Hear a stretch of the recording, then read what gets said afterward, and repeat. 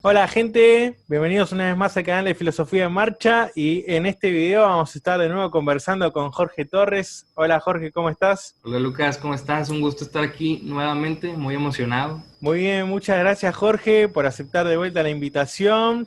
Para los que no vieron el video, con Jorge ya hemos hecho un video dialogando sobre Kierkegaard, sobre el concepto de la angustia, sobre temor y temblor, un poco también sobre el existencialismo, también en contraposición con el idealismo alemán sobre todo y la filosofía idealista, así que si no lo vieron voy a dejar un link por acá para que vayan a ver el video. Y en esta ocasión, en este video, vamos a hablar de Albert Camus o Camus, como depende de Camus, quién, como le dicen. cómo le vayan pronunciando. Bueno, y también para los que no saben, Jorge Torres, le voy a dejar en la caja de comentarios que tiene su página de Instagram y también el Spotify. Hace podcast de filosofía con bastante contenido, lo va subiendo, lo va compartiendo a las distintas redes sociales que tiene, así que en la caja de comentarios voy a dejar todo para que lo vayan a buscar. Un montón de gente del que vio el primer video, Jorge, te comento que le gustó mucho cómo estás trabajando, todo el material que estás subiendo de filosofía, así que un gusto, en serio, que podamos hacer este nuevo video. Sí, igualmente estoy muy contento de poder estar nuevamente aquí porque la verdad sí me gustan mucho tus videos. De hecho, te comparto algo que todavía no te había dicho, pero pues ya sabes que soy estudiante de la licenciatura, ¿no? De filosofía. Precisamente, que fue, creo que antier, estaba leyendo qué es metafísica de Heidegger para una clase de filosofía y ciencia y me topé con que sacaste justo el video del primer capítulo. Entonces yo para tratar de entenderlo dije, bueno, déjame ver el video, pero vi que solo tenías el primer capítulo, entonces tuve que ahí pues experimentar con los otros dos, pero sí, sí me sirvieron mucho, la verdad, muy bien explicado. Sí, muchas gracias. Ya vienen las otras partes, ya mañana sale la segunda. De Así la que nada me text, quedé así interrogado. texto breve, pero bastante complicado y arduo de trabajar. Así que bueno, sin más, vamos a meternos con Albert Camus, filósofo francés. No, miento, ahí está el gran error. Es de Argelia, es del norte de África, Tienes la doble, ¿no? Creo. colonia francesa, ahí Ok, acto fallido.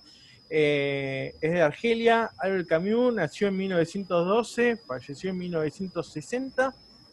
Nace en un contexto de pobreza, un contexto complicado y, curiosamente, por llamarlo de alguna manera, Camus recibe en 1957 el Premio Nobel de Literatura. Ahora voy a ahondar en este tema de por qué curiosamente, y nos vamos a centrar en el video de hoy sobre dos obras que tiene él, que es El mito de Sísifo, que es de 1942, y El extranjero, que también es de 1942. A partir del mito de Sísifo y El extranjero, lo que vamos a conversar acá con Jorge es sobre el tema del absurdo y sobre el tema del suicidio, que son dos temas profundamente característicos de Camus, pero también característicos de esto que se denomina en filosofía como la corriente existencialista, que nosotros ya estuvimos hablando de Kierkegaard como padre fundador, digamos, de esta corriente y que de alguna forma interpela y define el horizonte de pensamiento de gran parte de filósofos del siglo XX. Así que, antes de darte la palabra, quería mostrarle a la gente que, bueno, esta es la de que tiene El extranjero, de Camus, también tiene otro que es muy conocido, que es El texto de la peste. No sé si lo has leído ya. Es sí, una en novela algún momento. excelente. Después, bueno, este que nos convoca hoy, que es el mito de Sísifo. Después está El hombre rebelde, que también tiene una gran influencia de la filosofía de Nietzsche. Y después, cuando me refería al tema de la vida de Camus, este es un texto de Michel Onfray, que también es un filósofo contemporáneo, un filósofo que está vivo, que se llama El orden libertario. Este texto está en italiano, no sé si estará en español, supongo que no, pero hace un recorrido. El subtítulo es Vida filosófica de Albert Camus. Y nosotros, ¿por qué quería mostrar este libro? Cuando hablamos de Kierkegaard dijimos que es casi difícil comprender a Kierkegaard sacándolo de su biografía, de su vida, o sea, de las experiencias de vida que él tuvo, cómo están influenciadas en su filosofía, y que lo mismo ocurría con Nietzsche. Bueno, Onfray trabaja también casi exhaustivamente el pensamiento filosófico con las experiencias de vida de Camus. Así que un texto también excelente. Así que, bien. Bueno, y además avisarle a la gente que en la caja de comentarios voy a hacer un índice para que vayan directamente ahí al tema que les interesa, al punto que les importa, porque capaz que les interesa el tema del absurdo y no del suicidio, o una obra en particular en lugar de otra. Y también, además de ser filósofo y haber ganado el Premio Nobel de Literatura, Camus escribe esa mezcla de literatura filosófica o de filosofía literaria, que a veces, si bien tiene, por ejemplo, como en El hombre rebelde, que es una obra en la cual hay un pensamiento bien teórico, casi sistemático, por decirlo de alguna forma, filosófico, en las novelas encontramos también, quizás de una manera literaria, obviamente, pero más amena, todo su pensamiento que está volcada en otras obras, y por algo se lo pone también mucho en disputa y en contradicción con Sartre, ¿no? Que también él escribe novelas, escribe esta literatura Un estilo filosófica, este pensamiento, parecido de redactar. y aparte también juega mucho, y Onfray es gran culpable en todo esto, de contraponer el pensador burgués, Sartre, con el pensador que salió de la pobreza ínfima y llegó a ser Premio Nobel de Literatura. Así que, bien, vamos con el primer tema. El extranjero comienza con una oración que nos sumerge en un absurdo sin más. Dice, hoy ha muerto mamá, o quizás ayer, no lo sé. ¿Cómo algo tan importante, ¿no? Culturalmente y personalmente para cada uno de nosotros, con lo que significa una madre, o sea, no únicamente quizás una madre biológica, pero sí alguien que te haya cuidado, que represente esa figura de madre, pierda completamente de vista, de horizonte, cuándo fue ese acontecimiento. Dice, hoy o ayer, no lo sé.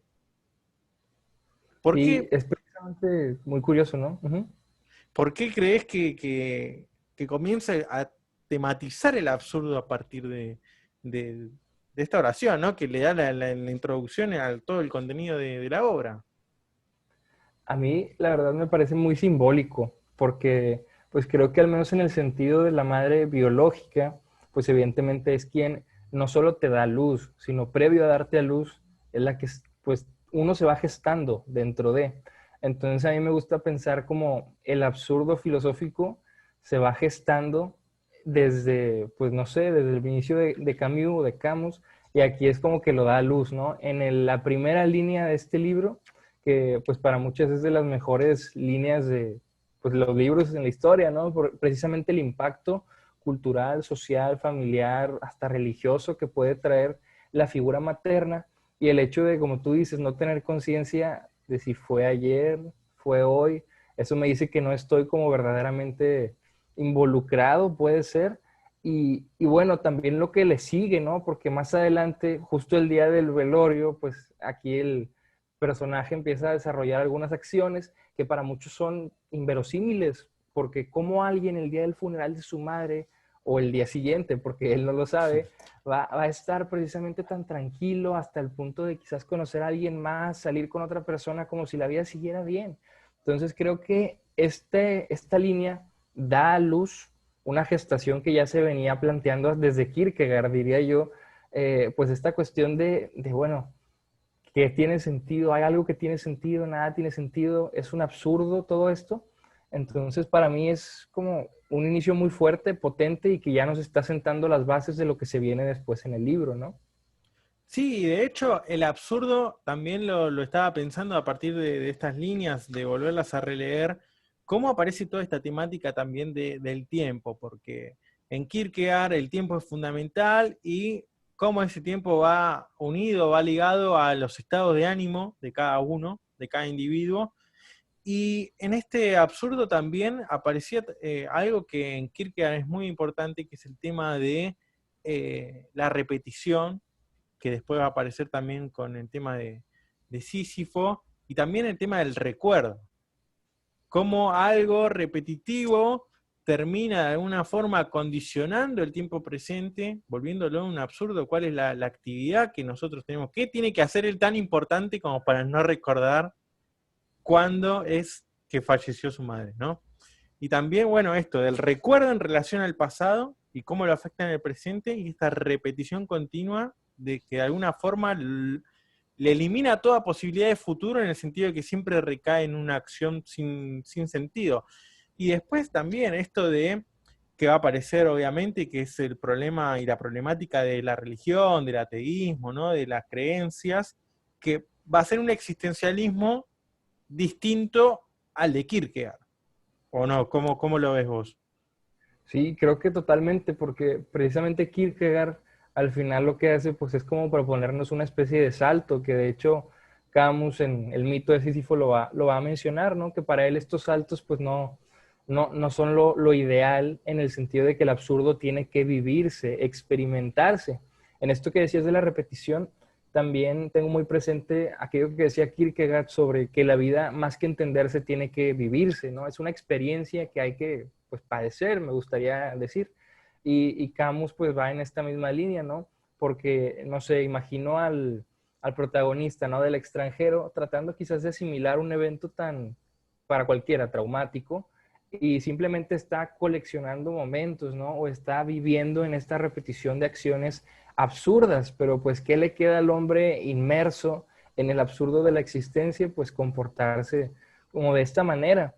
Y precisamente creo que sí tiene mucha relevancia, porque volviendo al tema del ateísmo, ¿no? O de la religión, para Camus no hay que buscar estos saltos a Dios, que más adelante en el mito llama los suicidios filosóficos, ¿no? Que se olvidan totalmente del absurdo y buscan una especie, me gusta imaginarlo así, de esperanza en algo que está fuera de. Entonces creo que para Camus lo más importante no es buscar saltos, sino abrazar el absurdo que está frente a mí. Claro, acá hay una línea que dice: mamá, sin ser atea, jamás había pensado en la religión mientras vivió. Como diciendo, igual tampoco interesa, No o lo le hubiera cambiado en importaba, algo, sí. ¿no?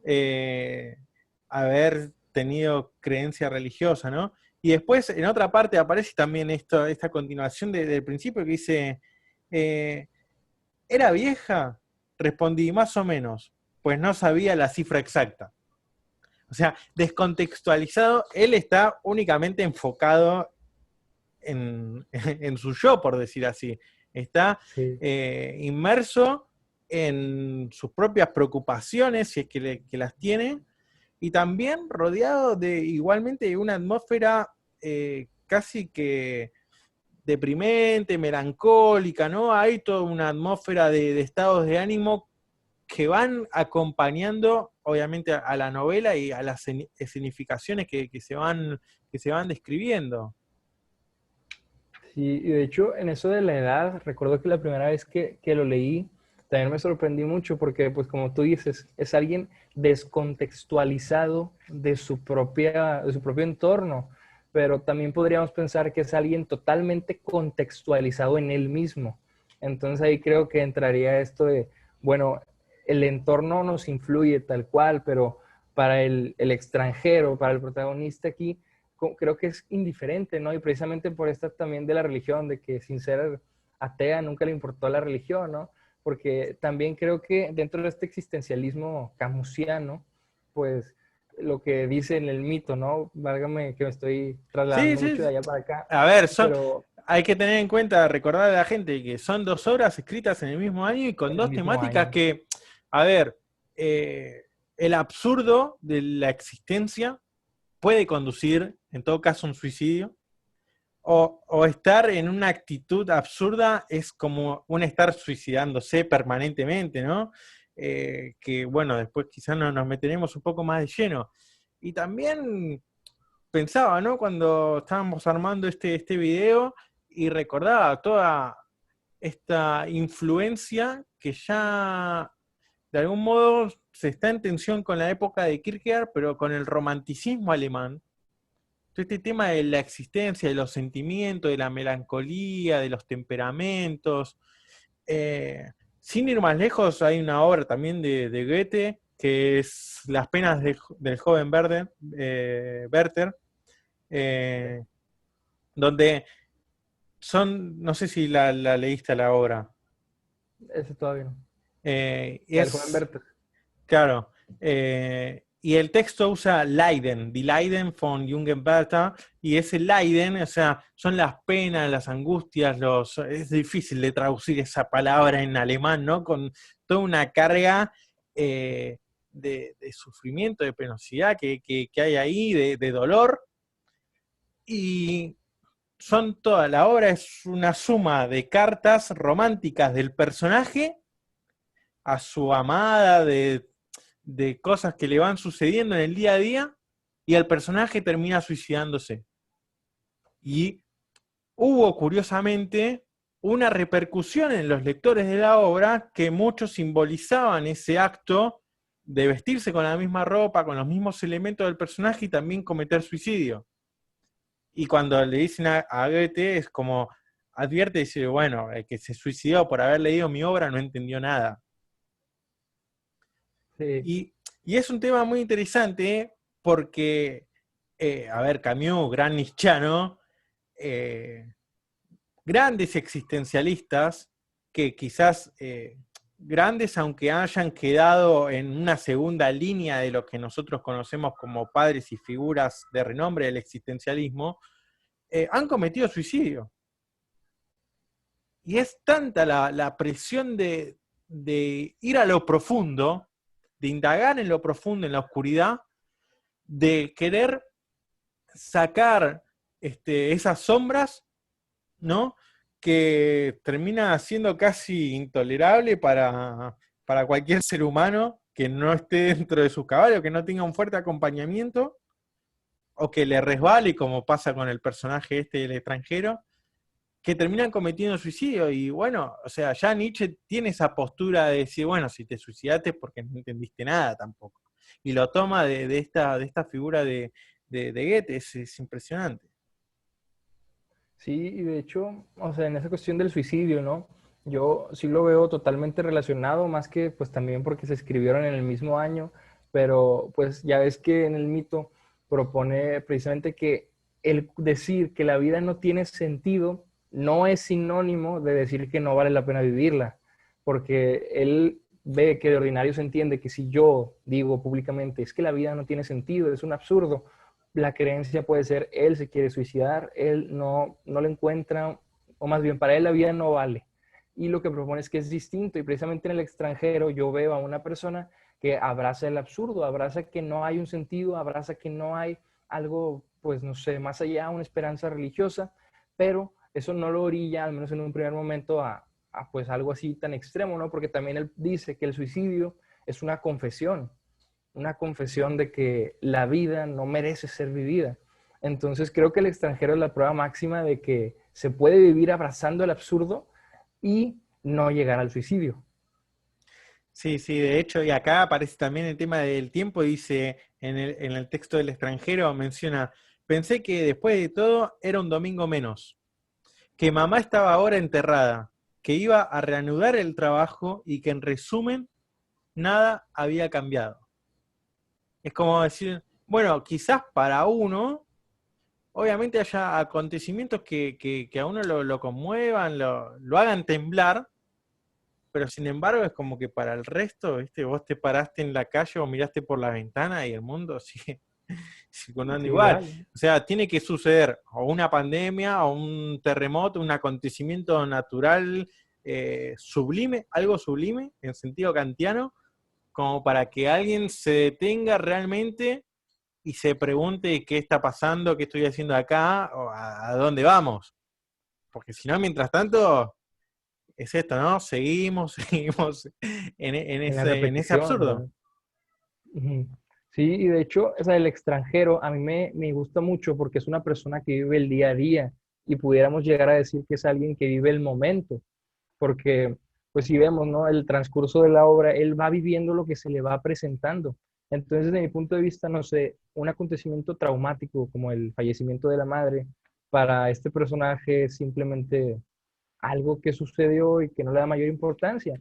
Entonces después va conociendo personas, hasta se enamoran de él, ¿no? Y él simplemente responde como, pues está bien, ¿no? O sea, seguimos, Indiferencia. seguimos adelante. Sí, es indiferente, me recuerda mucho a esa ataraxia, ¿no? De los escépticos de como ser feliz porque soy indiferente, ¿no? Porque veo el mundo, pero no hago juicio sobre él, suspendo el juicio.